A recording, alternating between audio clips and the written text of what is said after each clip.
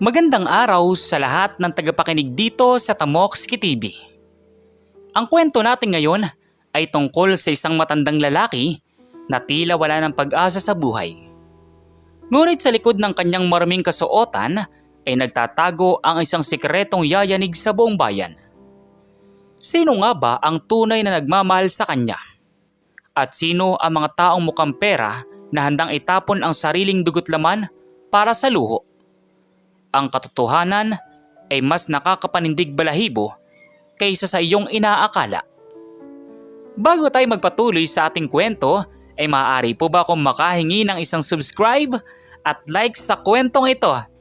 At sana po ay dumating po sa inyo ang napakalaking blessings. Kaya hindi ko na po patatagalin ang ating kwento at simulan na po natin. Sa gitna ng maingay at mausok na lungsod, isang matanda ang dahan-dahang naglalakad sa gilid ng kalsada. Siya ay si Lolo Ernesto. Ang kanyang suot ay butas-butas. Ang kanyang balat ay puno ng uling. At ang kanyang amoy ay sapat na para layuan siya ng mga dumadaan. Ngunit sa ilalim ng mga duming ito, si Ernesto ay ang nag-iisang tagapagmana ng Imperial Group of Companies. Isang imperyong nagkakahalaga ng bilyong-bilyong piso. Kamakailan lang, nalaman ni Ernesto na malubha ang kanyang karamdaman.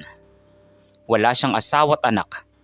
Kaya ang tanging natitirang kamag-anak niya ay ang kanyang mga pamangkin na sina Jake at Antoy.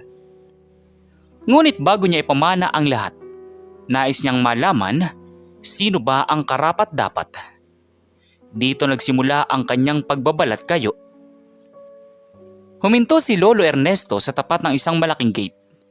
Ito ang bahay ni Jake, ang kanyang pamangkin na madalas niyang padalhan ng pera noon para sa negosyo nito. Huminga ng malalim ang matanda at kumatok. Sino ba yan? Istorbo sa tanghalian. Bumukas ang gate at lumabas si Jake. Suot ang kanyang mamahaling relo at silk na damit. Nanlaki ang kanyang mga mata nang makita ang madungis na matanda sa kanyang tapat. Jake, pamangkin, ako ito, ang iyong Tito Ernesto. Nawala ang lahat sa akin, Irog. Nasunog ang aking bodega. Naiskam ang aking bangko. Wala na akong matuluyan. Maaari ba makahingi ng kaunting tulong o kahit pansamantalang matutulugan?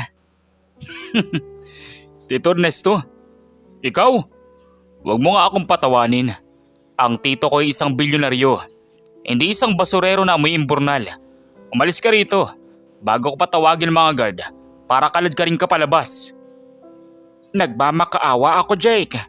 Kahit konting pagkain lang. 3 araw na akong hindi kumakain. Tumingin si Jake sa paligid. Nakita niyang nakatingin ang ilang kapitbahay niya. Ayaw niyang mapahiya o mapagkamalang kamag-anak ng isang pulubi. May kinuha siyang isang mangkok sa gilid ng kanilang garahe. Ang kainan ng kanyang alagang aso na si Baron. Gusto mo ng pagkain? O heto, total ay mukha ka namang aso sa itsura mo. Kainin mo yan. At pagkatapos ay lumayas ka na rito. Huwag mo nang babalik-balikan ng pangalan ko. Dahil wala akong kamag-anak na dugyot. Inihagis ni Jake ang mangkok na may tira-tirang pagkain ng aso sa harap ni Ernesto. Ang kanin ay panis na at may kahalong buto-buto na nilalangaw na. Dahil doon ay nanlumo si Ernesto. Ang pamangkin na pinag-aral niya at binigyan ng puhunan ay heto ngayon. Tinatrato siyang mas mababa pa sa hayop. Sa kabila ng sakit ng loob, kinuha ni Ernesto ang mangkok at dahan-dahang lumakad palayo. Hindi niya kinain ang pagkain. Ngunit itinago niya ang mangkok bilang paalala. Sunod niyang pinuntahan ang bahay ni Antoy, ang isa pa niyang pamangkin na kilala sa pagiging brosko at mayabang. Kararating lang ni Antoy sakay ng kanyang big bike. Pagkakita pa lang niya kay Ernesto sa labas ng kanyang bakod ay uminit ang ulo nito. Uy matanda, anong ginagawa mo sa bahay ko? Hindi to feeding center. Alis! Alis! Bago kita masagasaan dyan. Antoy, ako ito, ang iyong tito. Humihingi ako ng saklolo. Wala na akong mapuntahan. Tito? Wala akong tito na pulubi.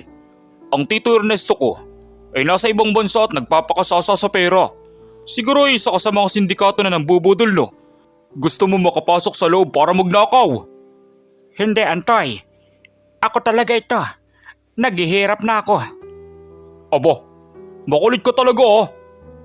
Biglang binuksan ni Antoy ang hose ng tubig at tinapat ito kay Lolo Ernesto. Nabasa ng gusto ang matanda. Ang malakas na pressure ng tubig ay naging sanhi para matumba si Ernesto sa simyento. Ayan, para may masmasan ka at para maligo ka na rin. Ang baho mo. Kapag nakita pa kitang umaaligid dito, hindi lang tubig ang itatalsi ko sa'yo. Bala ng kasunod niyan. Layas! Basang-basa at nanginginig sa lamig si Ernesto. Ang kanyang puso ay mas masakit pa kaysa sa kanyang mga sugat sa tuhod. Ang dalawang tao na inaasahan niyang tutulong sa kanya ay ang dalawang tao ring bumatikos sa kanyang pagkatao. Ngunit dito papasok ang kakaibang twist. Habang nakaandusay sa kalsada si Ernesto, isang maliit na kamay ang humawak sa kanyang balikat. Isang batang lalaki na may dalang lumang payong ang sumilong sa kanya. Lolo, okay lang po ba kayo? Halina po kayo sa amin.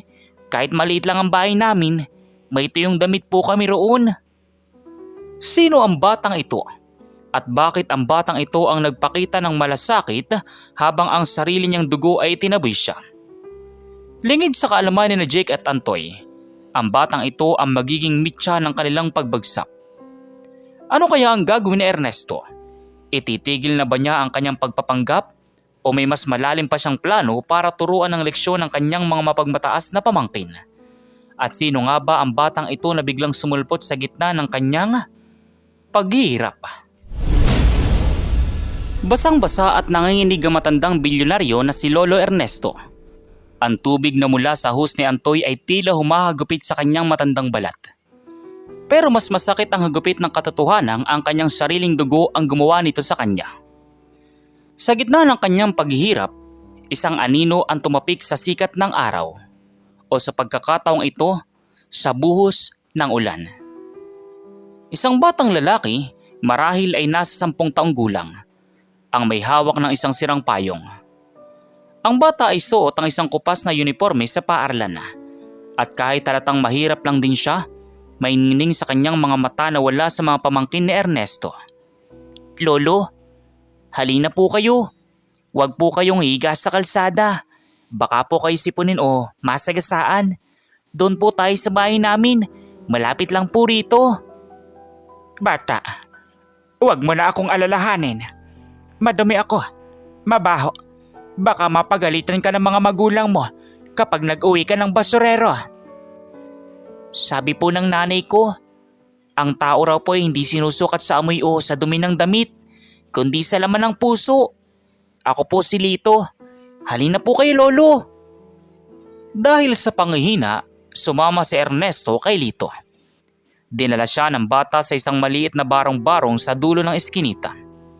Isang bahay na gawa sa tagpi-tagping yero at plywood, pero napakalinis. Doon ay nakilala ni Ernesto ang ina ni Lito na si Marta. Si Marta ay isang labandera na byuda na pala. Diyos ko, Lolo, bakit basang-basa kayo? Lito, kumuha ka ng tuyong tuwalya at ang damit ng namayapa mong tatay. Pasensya na po kayo, Lolo. Maliit lang ang aming tahanan pero ligtas po kayo rito. Pinatuloy nila si Ernesto. Pinainom siya ng mainit na sabaw na malunggay at kanin. Ito ang pinakamasarap na pagkaing natikman ni Ernesto sa buong buhay niya. Hindi dahil sa sangkap, kundi dahil sa pagmamahal na kasama nito. Habang kumakain, napansin ni Ernesto ang isang litrato sa dingding. Nanlaki ang kanyang mga mata. Hindi maaari. Ang lalaking ito.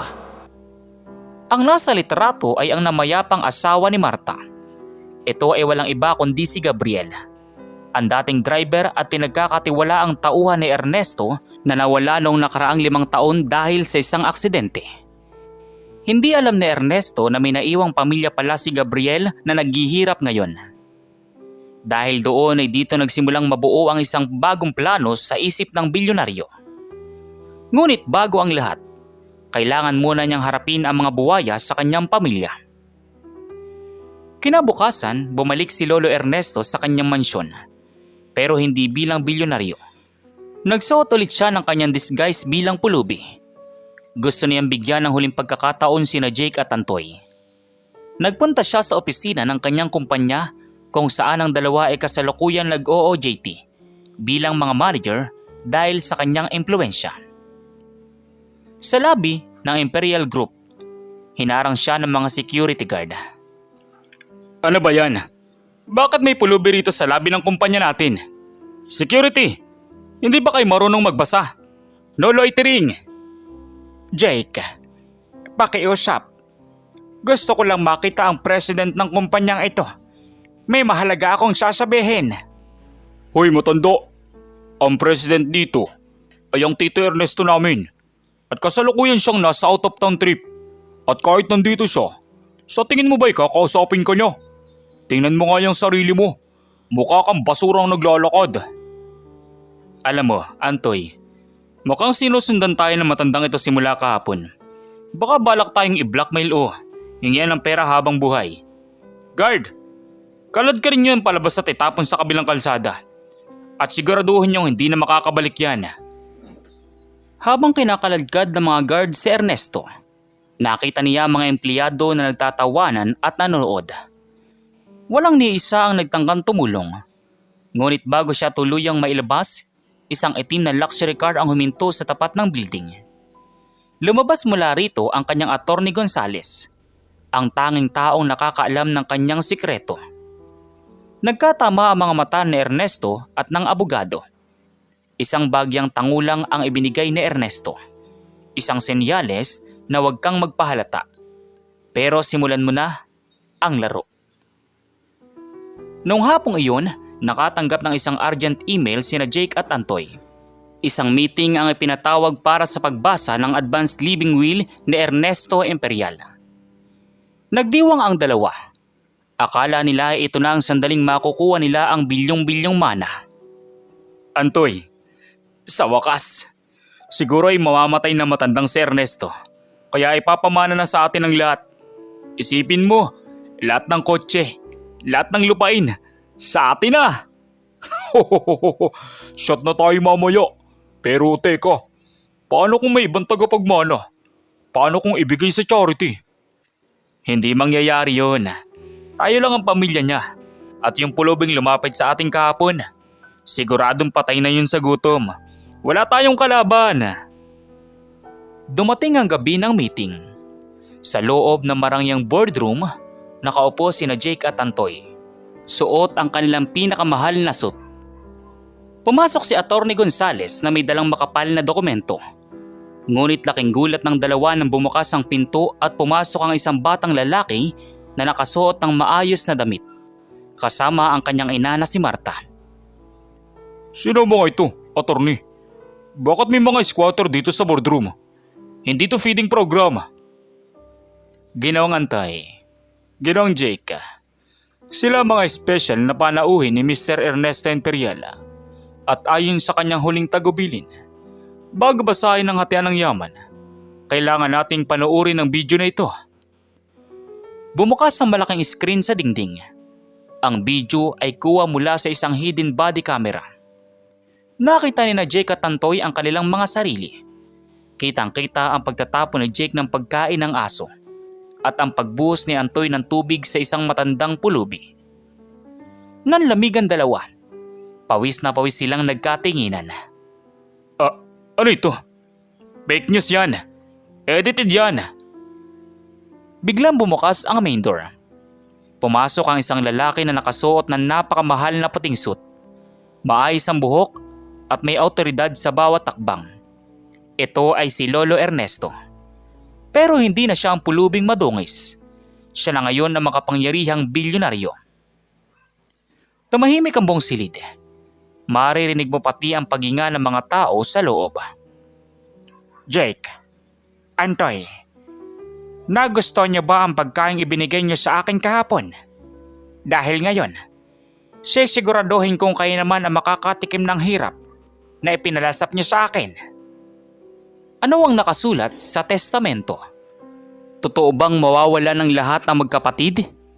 At ano magiging papel ni Lito at Marta sa bagong buhay ni Ernesto? May mas malaki pa palang twist na hindi inaasahan ni na Jake at Antoy. Isang revelasyon tungkol sa tunay na pagkatao ni Lito. Nanigas sa kanilang kinatatayuan sina Jake at Antoy habang nakatitig sa kanilang tito. Si Lolo Ernesto, na noong nakaraang araw lang ay pinagmukha nilang basura, ay nakatayo ngayon sa harap nila ng may otoridad at galit sa kanyang mga mata. Ang bawat takbang ng kanyang sapatos ay tila tunog ng hatol sa kanilang kinabukasan. Tito Ernesto, ikaw ba talaga yan? Pasensya ka na. Akala kasi namin ay impostor lang yung matandang lumapit sa amin. Alam mo naman, marami nang manloloko ngayon. Oo nga naman tito. Prank lang yung ginawa namin. Sinusubukan lang namin kung gaano kakatibay. Alam mo naman kami, palabiro lang. Ano? Prank lang? Ang tawag ba sa pagpapakain ng pagkain ng aso sa isang matanda ay prank? Ang tawag ba sa pagbuhos ng tubig sa isang taong nangihingi ng tulong ay pagbibiro? Kung yun ang definition ninyo ng biro, titingnan natin kung matatawa pa kayo sa susunod kong sasabihin. Lumingon si Lolo Ernesto kay Atty. Gonzales. Tumango ang abogado at binuksan ang isang envelope na may kulay ginto na selyo.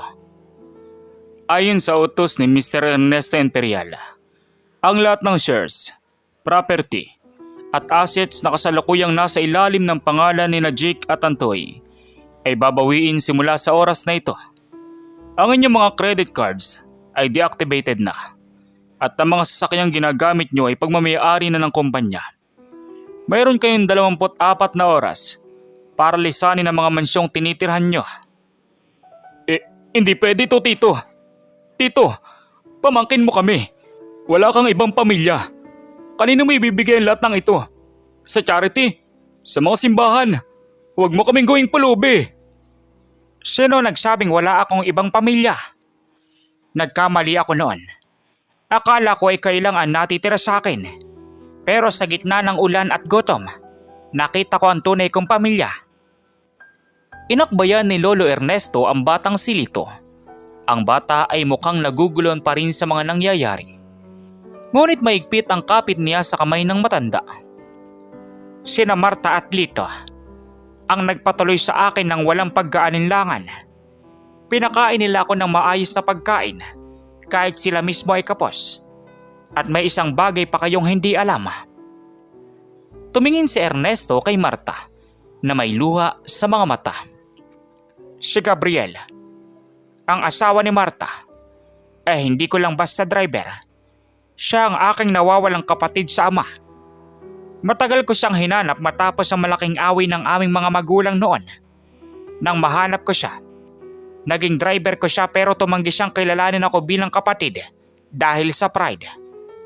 Namatay siya nang hindi ko na ibibigay ang dapat ay sa kanya. Kaya si Lito ang tunay na tagapagmana ng kalahati ng aking imperyo. Parang gumuho ang langit kina Jake at Antoy. Ang batang itinuring nilang squatter ay kanila palang pinsan at ngayon ay mas mayaman na kaysa sa kanila. Ngunit ang twist ay hindi pa natatapos doon. Kalokohan! Isang pirasong papel lang yon. Hindi kami papayag na isang batang lansangan ang kukuha ng lahat. Akmang susugurin ni Antoy ang matanda nang biglang bumukas ang pinto ng boardroom. Pumasok ang mga pulis. Mr. Antoy, Mr. Jake, hindi lang ang inyong mana ang mawawala. Matapos ang masusing audit sa mga branch na pinamamahalaan ninyo, napatunayan namin nag-overprice kayo ng mga supplies at ibinulsa nyo ang milyong-milyong piso ng kumpanya. Kasama rin dito ang kasong attempted physical injuries at abuse of an elderly based sa video evidence na napanood natin. Sabi ko sa inyo, titingnan natin kung matatawa pa kayo. Guards, escort them out. Ayoko nang makita ang mga mukha nila sa building na ito. Habang kinakaladkad palabas ang dalawa na nagwawala at nagmamakaawa, lumapit si Lolo Ernesto kay Lito at Marta. Marta, Lito, simula ngayon, hindi na kayo kailangan maglabada o magtiis sa dumi. Pero Lito, may isa akong hiling sa iyo bago ko ibigay ang lahat. Ano po yun, Lolo?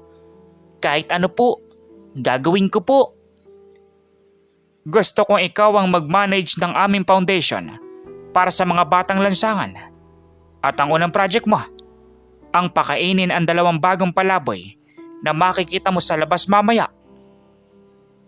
1 linggo ang lumipas sa isang madilim na iskinita.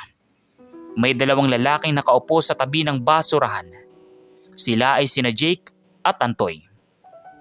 Wala na silang pera, wala na silang kaibigan, at ang suot nilang mamahaling suit ay punit-punit na. Biglang may tumigil na mamahaling sasakyan sa harap nila. Bumaba ang binata at nakita nila si Lito. Maayos ang itsura at may dalang 2 plastik ng pagkain. Kuya Jake, Kuya Antoy, heto po pagkain. Sabi po ni Lolo, wag daw po kami magdadamot kahit sa mga taong naging masama sa amin. Nang buksan ni na Jake at Antoy ang plastik, laking gulat nila. Hindi ito masarap na steak o fried chicken. Ito ay ang mismong lata ng pagkain ng aso na ibinigay ni Jake kay Lolo Ernesto noon. Pero ngayon, may kasama itong note. Binasa ni Jake ang note ng malakas. Ang sabi rito, ang tunay na kayamanan ay wala sa bangko, kundi nasa kung paano may turing ang kapwa mo. Tikman niyo ang sarili niyong luto. Ngunit habang akala niyo ay tapos na ang kwento, may isang misteryosong lalaki ang nanonood sa kanila mula sa malayo. Isang lalaking may hawak na folder na may logo ng isang kalabang kumpanya.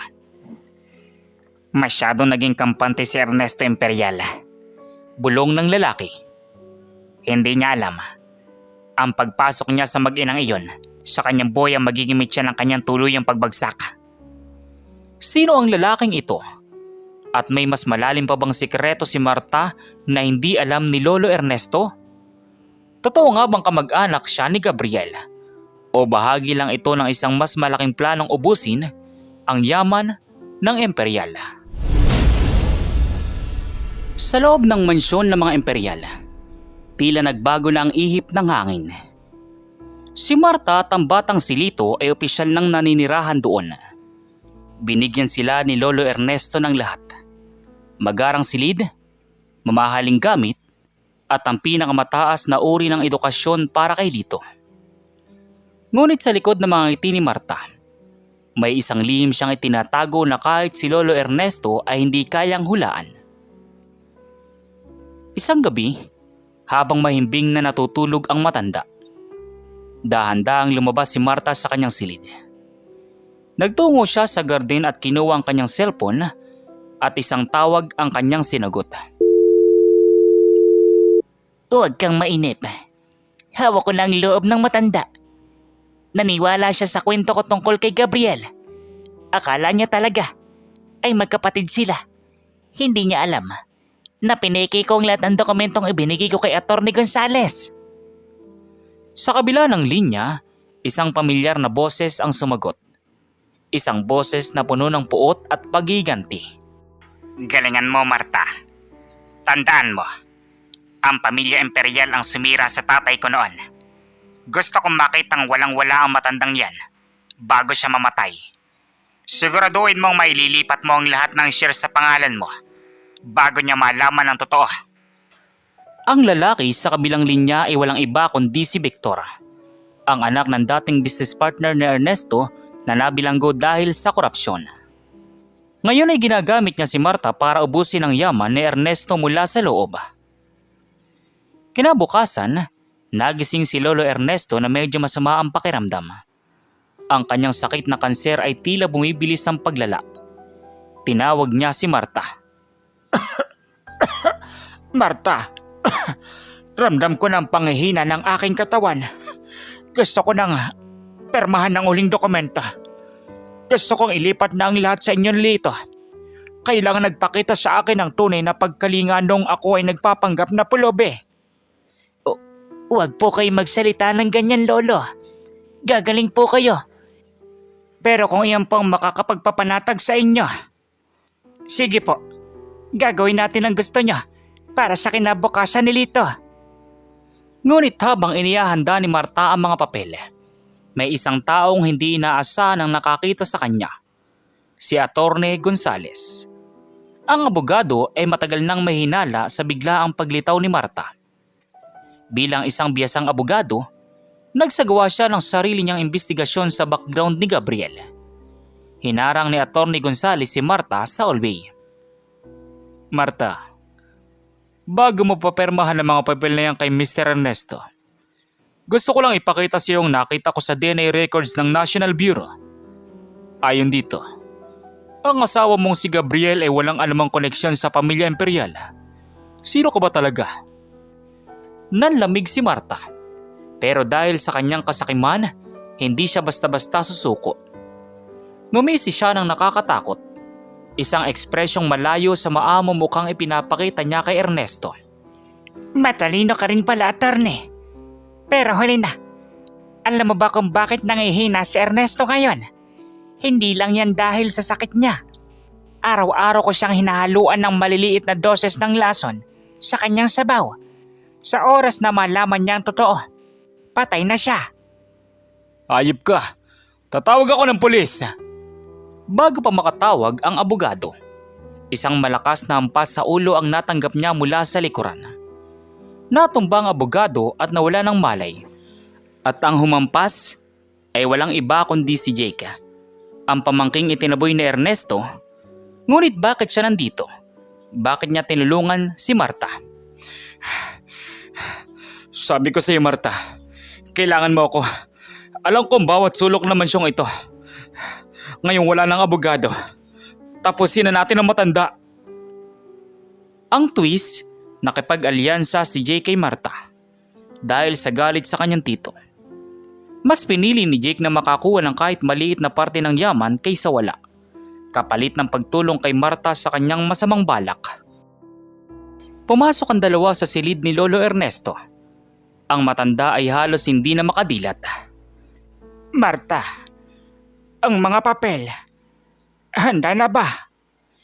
Opo, Lolo. Pepermahan niyo na lang ito at mawawala ng lahat ng inyong paghihirap. Hawak na ni Ernesto ang panulat. Ang kanyang kamay ay nanginginig. Lalagda na sana siya nang biglang bumukas ang pinto ng napakalakas. Tito! Huwag mong permahan yon! Pumasok si Antoy na may kasamang mga pulis at isang doktora. Ngunit teka, bakit si Antoy ang nagligtas sa kanya? Hindi ba't masama rin siya? Tito! Patawarin mo ako! Nung naging pulubi ako sa kalsada, doon ko nalaman ang tunay na halaga ng pamilya. Nakita ko sina Jake at Marta na nag-uusap sa isang tagong kainan tungkol sa paglason sa'yo. Hindi ko kayang sikmurain na papatayin ka nila. Mas gusto ko na maging mahirap kaysa mamuhay sa perang galing sa dugo mo. Nagkagulo sa loob ng silid. Sinubukan tumakas ni Marta at Jake, pero hinarangan sila ng mga pulis. Ang doktor naman ay agad na sinuri si Ernesto para bigyan ng pangkontra sa lason. Pagkalipas ng ilang oras, kumalma ang sitwasyon. Nakaposas na sina Marta at Jake. Ngunit habang inilalabas si Marta, huminto siya at tumingin kay Lolo Ernesto na may halong tawa. Akala niyo ba tapos na? Ernesto, tingnan mo ang batang kinapkap mo. Tingnan mo si Lito. Napatingin ang lahat sa batang si Lito na nakatayo sa isang sulok. Ngunit laking gulat nila nang makitang wala itong emosyon. Hawak ni Lito ang isang remote control. Lolo, sorry po. Pero si Victor po ang tunay kong tatay. At ang bahay na ito, napapalibutan na ito ng mga bomba. Nanlaki ang mga mata ni Ernesto. Ang batang inakala niyang anghel, ang batang naging dahilan kung bakit siya nagtiwala muli, ay ang pinakamalaking armas pala ng kanyang kaaway. Isang pindot ko lang, Lolo, sabi ni Lito habang nakatingin sa remote. Mawawala ang lahat ng pinaghirapan mo. Ang katahimikan sa loob ng silid ay nakabibingi. Si Lito, ang batang dati ay mukhang inosente, ay nakatayo ngayon ng may malamig na tingin habang hawak ang remote control. Si Lolo Ernesto, kahit nangihina dahil sa lason, ay pilit na tumayo mula sa kanyang higaan. Lito, anak, hindi ko alam kung anong itinanim sa isipan mo ng tatay mo. Pero tingnan mo ako. Sa loob ng maikling panahon, itinuring kita bilang sarili kong apo. Ang pagmamahal na ibinigay ko sa iyo, sa inyo ni Marta, totoo yun. Sabi ni Papa, ikaw ang pumatay sa kinabukasan namin. Sabi niya, ninakaw mo ang kumpanya sa amin kaya kami naghihirap sa eskinita. Dito, makinig ko. Nakita ko kung paano ka tingnan ni Tito Ernesto. Hindi yung tingin ng isang magnanakaw. Yun ay tingin ng isang taong nahanap ang kanyang pamilya. Huwag mo ngayong gamitin ka ni Victor sa kanyang galit. Kapag pinindot mo yan, pati ikaw mawawala. Sa labas ng mansyon, biglang dumating si Victor, ang utak ng lahat. Pumasok siya sa silid na may hawak na baril, habang ang mga pulis ay pilit siyang pinapalibutan sa labas. Pindutin mo na Lito. Tapusin na natin ang kasaysayan ng mga imperyal.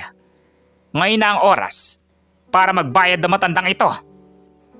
Ngunit sa gitna ng sigawan, isang video ang biglang nagplay sa malaking monitor sa silid ni Ernesto.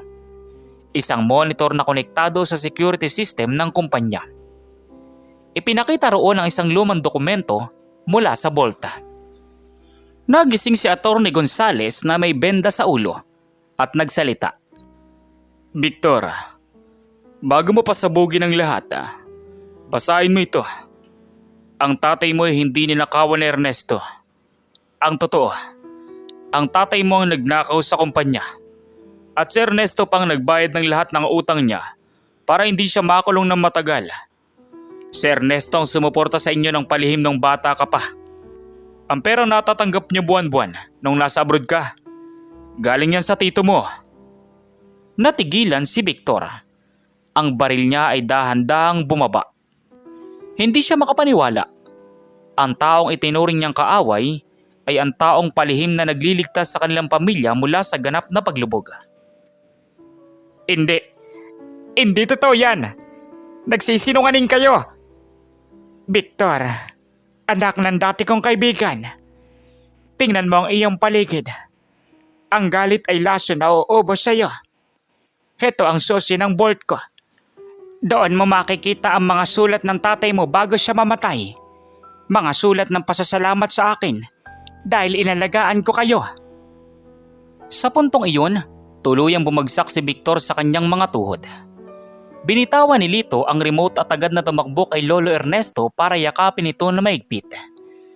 Sorry po Lolo, patawarin niyo po ako. Dumating ang mga otoridad at kinuha sina Marta at Victor. Bagamat may mga kasalanan sila, nagpasya si Lolo Ernesto na huwag nang ituloy ang pinakamabigat na kaso para kay Victor, sa kondisyong magbabago ito. Si Marta naman ay kinilangang harapin ang batas dahil sa pagtatangkang pagpatay. At si Jake dahil sa pakikipagsabwatan niya kay Marta. Siya ay nahatulan ng pagkakakulong. Habang si Antoy naman na nagpakita ng tunay na pagsisisi at nagligtas sa kanyang tito, ay binigyan ng ikalawang pagkakataon. Isang taon ang nakalipas, isang malaking piging ang nagaganap sa mansyon ng mga imperyal. Pero ang piging na ito ay hindi para sa mga mayayaman. Ito ay para sa mga batang lansangan at mga matatandang palaboy. Si Antoy na ngayon ang tumatayong manager ng foundation na Ernesto.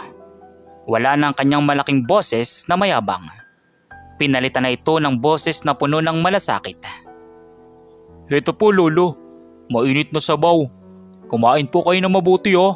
Lahat po kayo rito ay pamilya namin.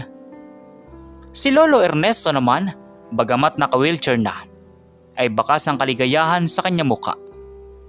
Katabi niya si Lito na ngayon ay nag-aaral na sa isang magandang paaralan at tumutulong sa foundation.